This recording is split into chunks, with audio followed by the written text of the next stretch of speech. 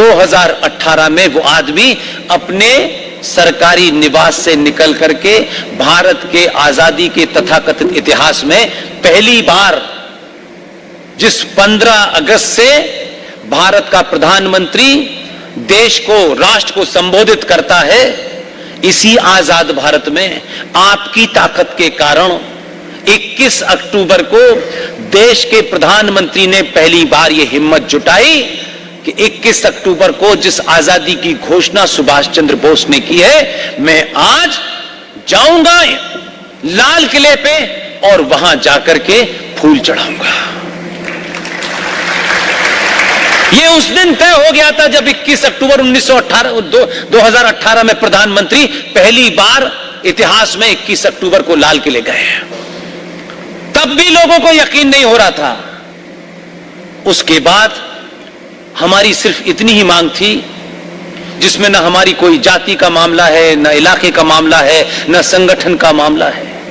हम बार बार ये मानते थे, एक बार स्थापित कर दो, उसको ऐसी जगह स्थापित कर दो जिससे आने वाली पीढ़ियां उस आदमी को देखेंगी और उसका इतिहास खंगाल लेंगी, तो फूल वाले चाचा का झूठा इतिहास अपने आप एक्सपोज हो जाएगा।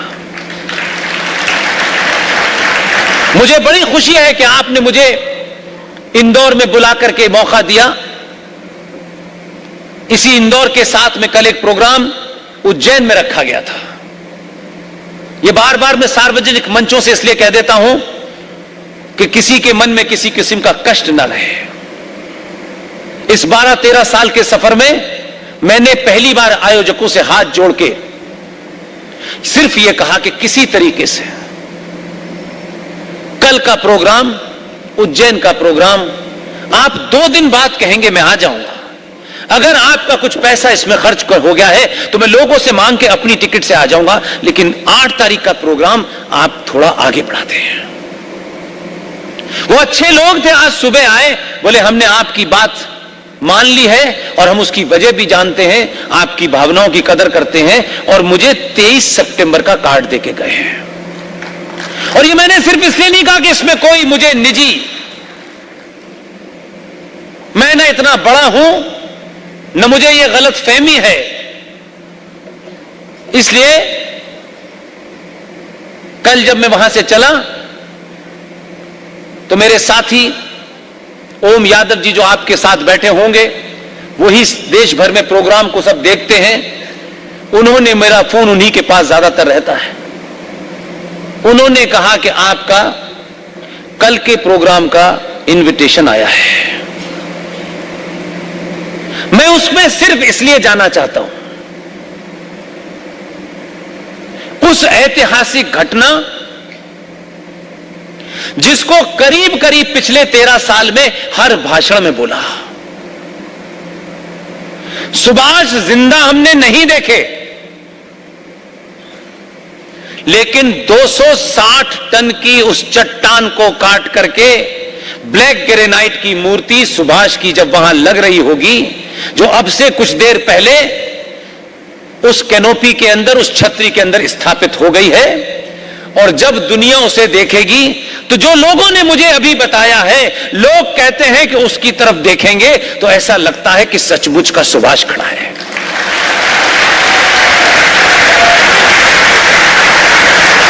इसलिए मुझे उसमें रहना था, मैं रहना चाहता था, इसलिए मैंने पहली बार इस सफर में किसी आयोजक से कहा कि 1 दिन के लिए प्रोग्राम आप बदल दीजिए। मैं उन आयोजकों के जो भी यहां बैठे हैं, मैं उनसे फिर एक बार माफी चाहता हूं कि मेरी मजबूरी है कि किसी को यह ना लगे कि बोलने से 4 लोग मेरी बात सुनने लगे हैं तो मेरे अंदर एरोगेंस आ गया है, और सत्ता के शीर्ष के घर से अगर कोई निमंत्रण आया है तो मैं उसको ठुकरा दूं, यह अच्छा नहीं है। इसलिए जाना चाहता हूं। लिहाजा सुभाष चंद्र बोस के बारे में बहुत सारे किस्से हैं, लेकिन क्या हमारी जनरेशन ये जानती है? क्या हमारे माता पिता ये जानते हैं, जो छोटी छोटी बात पर गलत तरीके की नसीहत देते हैं? सुभाष चंद्र बोस के परिवार में 14 भाई बहन थे। आज तो आपको 2 भारी पड़ रहे हैं। 14 में से सुभाष चंद्र बोस का 9वां नंबर था। परिवार की हालत बहुत अच्छी नहीं थी, लेकिन उन्होंने क्या किया क्या नहीं किया, 14 में से एक ही को दुनिया जानती है, बाकी को नहीं जानती। इसलिए यह कहना कि हमारे ज्यादा बच्चे होंगे तो पढ़ाई कहां से कराएंगे। सुभाष चंद्र बोस ने अपने पिता की बात रखने के लिए आईएएस का एग्जाम दिया, आईसीएस का, टॉप किया और कहा से कि आपको लगता था कि मैं ये नहीं कर सकता, आपकी संतुष्टि के लिए मैंने कर दिया, लेकिन मेरा कुछ और करने का मन है, इसीलिए सुभाष आज जिंदा है। इसलिए अपने मन में जो है, जिसे आप करना चाहते हैं, ये सोच के मत उसमें डरिए, इससे मिलेगा क्या।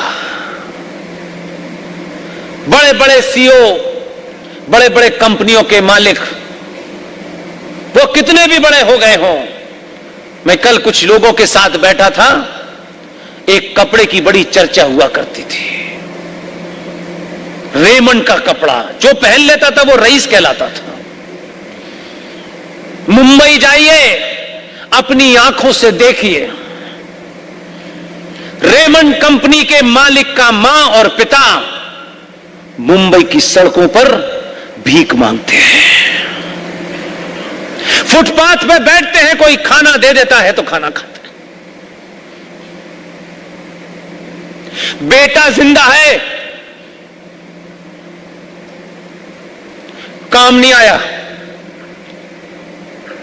इसलिए रुपया, पैसा, ये जो भी कुछ है, ये माध्यम है, लक्ष्य नहीं है। बड़ी नौकरी प्राप्त करनी है, बड़ा पैसा कमाना है, अमेरिका जाना है, जापान जाना है। पैसा कमाने वालों का सिर्फ एक ही लक्ष्य है। इसलिए शिक्षा कहां डिफॉल्ट है उसमें वो कहना चाहता हूं। जो समाज, जो युवा सिर्फ अपनी मार्कशीट की चिंता करता है, मेरी मार्कशीट में मेरे नंबर 100% होने चाहिए। पूरी दुनिया का इतिहास उठा के देख लीजिए, सनातनी सभ्यता का इतिहास उठा के देख लीजिए, जिसने मार्कशीट की चिंता की, पूरी उम्र अपनी नौकरी बचाने में निकाल दी। जिनके पास मार्कशीट नहीं है, अलग अलग समय पे वही राष्ट्र बचा रहे हैं। इस दौर में भी आचार्य चाणक्य कौन थे वो सब छोड़ दीजिए। इस दौर में भी 70 साल में पहली बार हमने देखा कि राजा अपनी कुर्सी पे बैठकर संविधान का पालन करता है, और संविधान से जब अलग खड़ा होता है, वही राजा उसको अपनी संस्कृति पर, अपने महापुरुषों पर, अपनी आस्थाओं पर, मान्यताओं पर इतना ज्यादा घमंड है कि वो जब प्राइम मिनिस्टर के ऑफिस से बाहर निकलता है और राम मंदिर की नींव रखी जाती है, तो भगवान राम के सामने दंडवत लेता है। यह है राष्ट्र, और यह शक्ति आपने दी कि तुम प्रधानमंत्री हो। प्रधानमंत्री के रूप में जो तुम्हें फैसले लेने हैं वो विधि विधान से लो, लेकिन तुम्हारी पहचान एक सनातनी की है। हमारे यहां बेटियां, बहनें, मेरे बेटे, मेरे साथी, जरा ध्यान दें। हम अपनी पहचान, तिलक लगा लिया तो कई बार मन में सोचते हैं यार उधर से जाना है, जफर भाई से थोड़ी सी दोस्ती है, कहीं ऐसा ना हो कि बुरा मान जाए।